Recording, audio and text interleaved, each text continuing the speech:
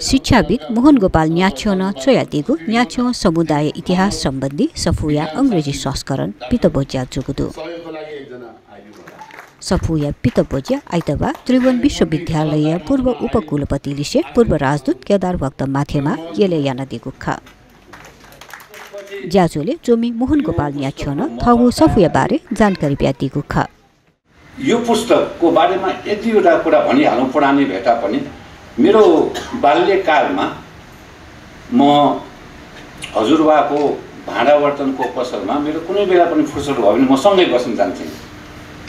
अनि हजुरबाका साथीहरू उहाँहरू अनेक किसिमका गफहरू गर्थे अनि ती गफहरू सुन्दा सुन्दा हाम्रो न्याछ्यो परिवार भनेको के हो कसो हो मुर्मी परिवार भनेको के हो अनेक गफहरू हुन्थे कहाँ यहाँ बसिरहेको छ पछि चाहिँ मेरो हातमा धनबज्र वज्राचार्यज्यूको मध्यकालका अभिलेख र गोपाल राज वंशावली त्यो आइपुग्यो हेरेँ कति कुराहरू त बाजेको मुखबाट सुनेको ठ्याक्कै म्याच सुनिरहेछ कि नाम हो साल त भएन नाम र कीर्ति के राखेको थियो भन्ने कुरा त्यहाँ चाहिँ थियो अनि यो जम्मै कुरा चाहिँ मैले छोराछोरीहरूलाई सुनाउँथेँ घर सफा गर्दाखेरि आएका कागजहरू पनि पल्टाउनु कि 15-16 पुस्ता अगाडिको रञ्जना लिपिले लेखेको नेवार पुरानो लिपिले लेखेको ताडपत्रहरू विभिन्न अभिलेखहरू भेट्टाएँ त्यो बारेमा पनि सुनाउँथेँ अनि छोराछोरीहरूको गुनासो के भने खाली कुरा सुनाउनुहुन्छ तपाईँ बितेपछि यो सबै बितेर जान्छ सिद्धि नै एउटा लेखेको भए भयो होइन कालान्तरसम्म रहिरहन्छ भन्ने चाहिँ त्यो गुनासोले नै यो किताब लेख्नमा पुगेको अथे ज्याजोले त्रिभुवन विश्वविद्यालय पूर्व उपकुलपति लिसे पूर्व राजदूत केदार भक्त माथेमा भाषा आयोग पूर्व अध्यक्ष लिसे पाठ्यक्रम विकास केन्द्र या पूर्व महानिर्देशक डाक्टर लवदेव अवस्थी न्याछ्यो परिवार या गुरु खला पाखे विनोद राज राजोपाध्याय भू सांस्कृतिक मानव विज्ञान शास्त्री डाक्टर नूतनधर शर्मा इन्जिनियर मदनलाल न्याछ्यो खलय थकाली कमल बहादुर न्याछ्यो लगायत पिदङ्गु सफुया बारे थथगुख तयादिएको ख पहिलादेखि नै अलिकति त्यो चञ्चली स्वभावको हुनुहुँदो रहेछ उहाँ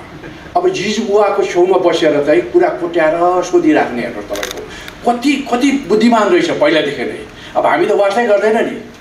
तर त्यो जिजुबुवाकोबाट चाहिँ कुराहरू चाहिँ बाजेकोबाट कुराहरू सुनेर चाहिँ उहाँले एउटा मनमा राख्नुभयो त्यसपछि गएर चाहिँ धेरै मेटेरियल्सहरू सङ्कलन हेर्नुभयो उहाँले चाहिँ तपाईँको पत्र यो भित्रको यो राखेको कागज पत्रहरू अनेक खोज्नुभयो त्यो हुँदा शिलापत्रसम्म पनि हेर्नुभयो तपाईँको होइन र आफैले चिन्तन आफैले तपाईँको विश्लेषण गर्न थाल्नुभयो वास्तवमा एउटा जुन अन्वेषक हुनुपर्ने त्यस्तै अन्वेषक भएर चाहिँ उहाँले चाहिँ काम गरेर यो पुस्तक निकाल्नुभयो है त्यसको लागि चाहिँ म धेरै नै बधाई दिन्छु मैले पहिला चाहिँ अब किताबकै बारेमा कुरा गर्दाखेरि मैले यो हेर्न पाएँ एउटा प्रारम्भिक चरणमा मैले यसको जानकारी प्राप्त गरेँ पछि यसको अध्ययन गर्दा मलाई यो एउटा बिम्बको रूपमा मैले पाएँ एउटा सानो काम हो तर यति महत्त्वपूर्ण काम छ यो हाम्रो सबैको लागि एउटा सिक्नुपर्ने र अनुकरण गर्नुपर्ने सुरुवात त्यसबाट भएको छ अघि कुरा आइसकेको छ त्यसकारणमा छ नेपालको हाम्रो समृद्धि छ समृद्धिलाई देखाउने डकुमेन्टेसन नै छैन नि त हामीसित अब परम्परागत रूपमा मौखिक कुरा चाहिँ उहाँले पनि भन्नुभएको छ हाम्रो पूर्वजहरूले दिएको ज्ञान चाहिँ मौखिक परम्परामा चाहिँ छ तर त्यसलाई एउटा आधिकारिक दस्तावेजको रूपमा प्रमाणित आधार भनेको यही मात्र हो नि त अहिले त त्यसकारण मलाई चाहिँ एउटा महत्त्वपूर्ण कुरा सुरु भयो र फेरि यही कारणले गर्दा हाम्रो नयाँ पुस्तामा ज्ञान सरेन नि त श्री मोहन गोपाल दाइज्यूले वर्णन दिइसक्नु भइसकेको छ अरू के हो भने यस्तै हाम्रो परम्पराले हामीलाई पछिल्लो पुस्तालाईसम्म पनि यस्तै जानकारीको लागि चाहिँ हामी कुनै न कुनै यस्तो हाम्रो किताब होस् कुनै चाहिँ लिखित हो भयो भने पुराणदेखि तल्लो हामीभन्दा पछाडिको पुस्तालाईसम्म पनि सबै थाहा पाइरहनुहुन्छ अब जस्तै चाहिँ यही कारणले गर्दाखेरि यो कसैले केही लिखित या किताब या चाहिँ कुनै राखेर नजानु भएको कारणले गर्दाखेरि नै हाम्रा नेपालमा अन्यल गर्नु हाम्रो भनाइ छ नि नेताहरूले चाहिँ फुटाउँछन् विद्वानहरूले जुटाउँछन् है मिलाउँछन् उहाँले न्याछ्यो क्ल्यानको बारेमा अब म आफै पनि पाटनमा हुर्केको यो पुल्चनमा बसेको त्यही एरियामा उहाँहरूको परिवार रहने एरियामा अनि उहाँहरूको बारेमा निकै किंवदन्तीहरू रहस्यमय कथाहरू हामी सुन्छौँ है अनि हामीलाई रहस्यमय लाग्थ्यो उहाँहरूको परिवारहरू कस्तो छ। अब उहाँले जुन त्यो किताब लेखेर दिनुभयो हामीले पढ्न पाएपछि न्याछ्यो क्लानको यो वंशको जुन परिचय मैले बुझ्न पाएँ त्यो बुझेर म उहाँप्रति अझ निकट भएँ। अझ मुल्मी पहिला त अलिकति मुल्मी परिवार कस्तो होला के होला अलिकति टाढा बस्नु पर्ला कि भन्ने जस्तो हुन्छ। अब नजिकिन पाएँ मैले तपाईँहरूलाई राम्ररी बुझ्न पाएँ त्यो किताब पढेर होइन। अब त्यो हुँदाखेरि के भयो भने हामी नै जोडिनु पाएँ। न्याछ्यो परिवारको एक जेहेन्दार र अति मेहनती पुत्र भनौँ हामी परिवारको सदस्य जन्मिनु भएको छ। उहाँले यस पुस्तकलाई जुन किसिमले अगाडि ल्याइदिनु भयो पहिले नेपाली भाषामा प्रकाशन भइसकेको छ, अघि प्रयोग भइसक्यो। अब यसपालि अहिले अङ्ग्रेजीमा तयार गरेर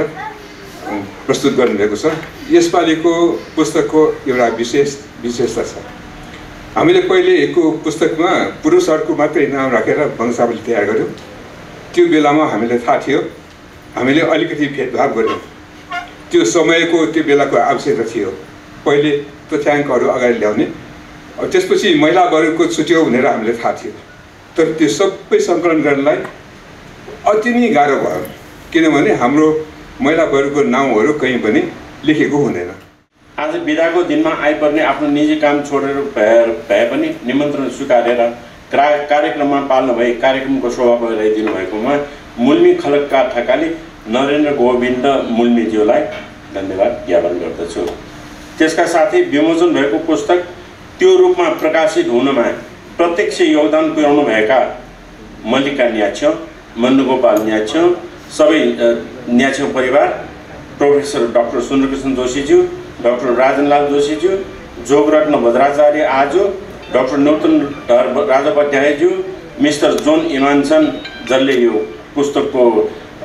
यो ट्रान्सलेसनमा सहयोग गर्नुभयो, साथै अप्रत्यक्ष सहयोग पुर्याउनु भएकोमा सबैजनालाई एकमुष्ट धन्यवाद ज्ञापन गर्दछु। थयाङ्ग शिक्षाविद मोहन गोपाल न्याछ्यो न चयादिगु न्याछ्यो समुदाय इतिहास सम्बन्धी नेपाल भाषा सफु 2076 साले बिहाव गुम्खा।